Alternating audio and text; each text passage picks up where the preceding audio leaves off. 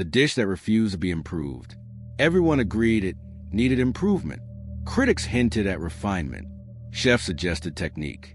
Diners offered polite opinions about balance and texture. And yet, the dish remained exactly as it was, unchanged, unpolished, and stubbornly complete. The restaurant was not famous for innovation. It was known for one dish that never evolved. Year after year, it arrived at the table the same way, carrying the same proportions, the same flaws, the same quiet confidence. In an industry obsessed with iteration, that stillness felt almost defiant. To understand why this dish mattered, we have to understand the moment it was born. It was created during a period of uncertainty, when the chef was still learning who he was cooking for. Resources were limited. Ingredients were inconsistent. Perfection was impossible. The dish emerged not from ambition, but from necessity, built to work under imperfect conditions. When circumstances improved, the chef revisited it. He adjusted seasoning, refined technique, tried variations that were objectively better, cleaner, more impressive. But something essential disappeared each time. The dish lost its grounding. It became clever, but hollow. So he reverted. What remained was a dish with rough edges, one that resisted explanation, one that could not be elevated without losing its purpose. The chef began to realize that improvement, in this case, was not progress. It was erasure. As the restaurant grew, pressure followed. Advisors questioned why the dish stayed untouched. Critics framed it as sentimental.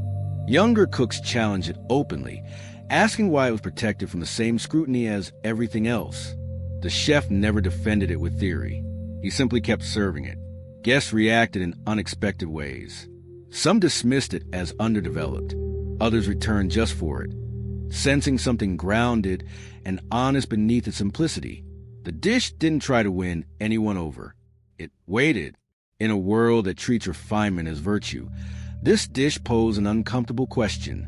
What if some things are already finished, even when they look incomplete?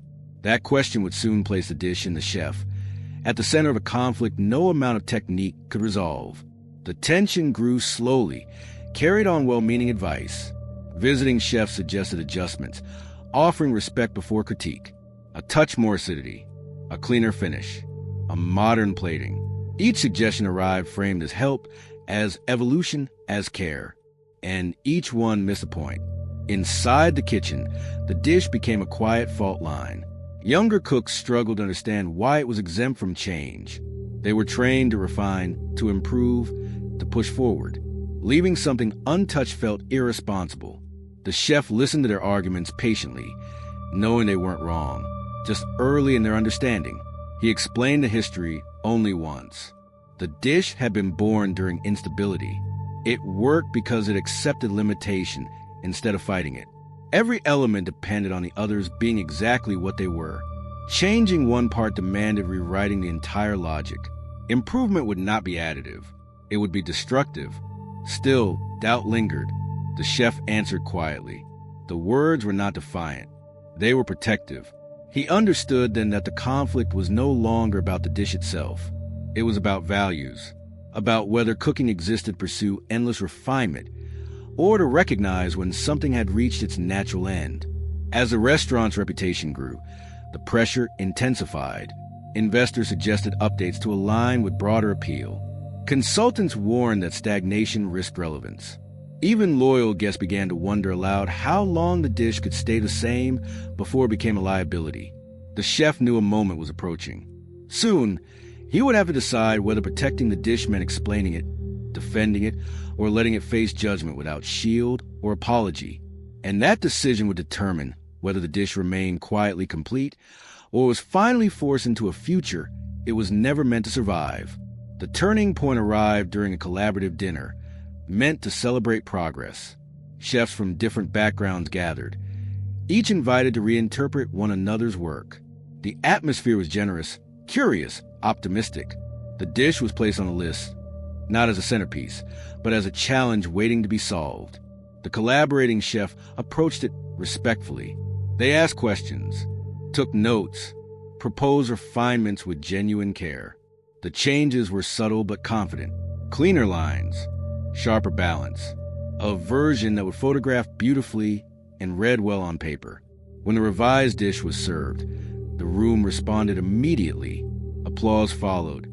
It was impressive, elegant, undeniably skilled. And yet, as the chef tasted it, something inside him went quiet. The dish was better by every visible measure, but it was no longer anchored. It floated. It had become an idea rather than a presence. Guests praised the update enthusiastically. Some asked why the restaurant hadn't served it this way before. Others suggested adopting it permanently.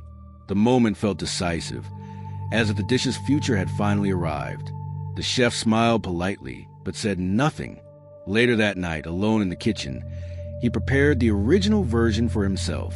Same ingredients, same proportions, same imperfections. He tasted it slowly and felt the difference immediately. The dish did not impress. It grounded. It carried weight. It reminded him why it existed in the first place. The realization was painful but clear. The dish had been built to hold something fragile, a moment, a necessity, a way of surviving uncertainty without pretending it wasn't there. Refinement had polished that away. What remained was skill without context. The next service, the chef removed the updated version entirely. The original returned without explanation. Some guests noticed, others didn't. A few asked questions. The chef answered simply that the dish had not changed. Criticism followed. Writers accused him of resisting growth. Peers expressed disappointment. Advisors warned that rejecting improvement could stall the restaurant's evolution. The dish was no longer just a plate.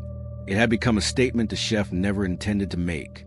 The chef stood at the edge of a decision that could no longer be delayed. Defend the dish with explanation. Alter it to satisfy expectation. Or let it stand completely on its own, unchanged, undefended, and vulnerable.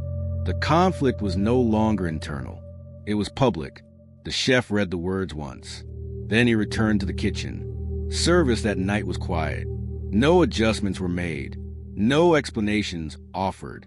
The dish left the past exactly as it always had. Some guests lingered longer than usual. Others barely touched it. A few ordered it twice. The room absorbed attention without comment. Weeks passed. The restaurant did not collapse. It did not surge. It settled. The dish stopped being debated and started being chosen or avoided with intention. It found its audience not by persuasion but by patience. Those who returned did so because the dish gave them something rare, a sense of completion without polish. Younger cooks eventually stopped arguing with it. They began to study it differently, not asking how to improve it, but why it worked as it was. They learned that some dishes are not designed to evolve endlessly. They are designed to hold a moment intact. The chef never wrote about the dish, never framed it as philosophy. He understood that defending it would turn it into argument, and argument would flatten its meaning. The dish survived because it was allowed to be quiet.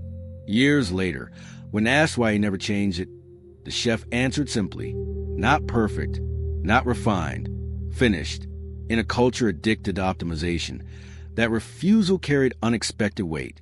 It reminded people that improvement is not always the same as care, that progress, unchecked, can erase the very reason something mattered in the first place. Sometimes the smallest shift in perspective becomes the beginning of a new future. The dish